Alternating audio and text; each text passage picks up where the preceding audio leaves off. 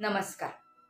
तर आज आपण अशा एका संत कवयित्रीचं स्मरण करणार आहोत, जी एक शूद्र स्त्री ज्ञानाची आस बाळगते, त्याचा शोध घेते, स्वतःला पारखते, समाजाशीही झगडते आणि देवाशीही वाद घालते आणि त्यातून गवसलेले लख कण जनांसाठी मागे ठेवत भागवत धर्माच्या मांदियाळीत अढळ स्थान मिळवते.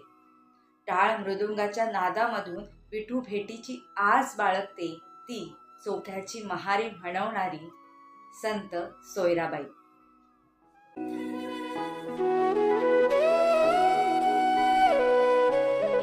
संत सोयराबाई या 14व्या शतकातील मराठी कवयित्री असून संत चोखामेळा यांची पत्नी. सोयराबाईंनी अनेक अभंग लिहिले.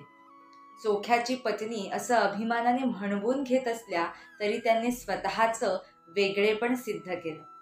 अत्यंत साधी, सोपी आणि रसाळ भाषा हे त्यांच्या अभंगाचं वैशिष्ट्य. 700 वर्षापूर्वी 16 ओळ्याच्या कल्पना घट्ट असताना देहाच्या विटाळाबद्दल ब्र काढण्याचा विचारही कोणी केला नसता. पण या बाईने थेट प्रश्न विचारला की देहात विटाळ बसतो, मग देह निर्माण कोणी केला? कारण संत सोयराबाईंना असा विश्वास होता की शरीर अशुद्ध किंवा अपवित्र असू शकतं, पण आत्मा हा कधीच अशुद्ध नसतो. ज्ञानार्जन हे शुद्धच असतं.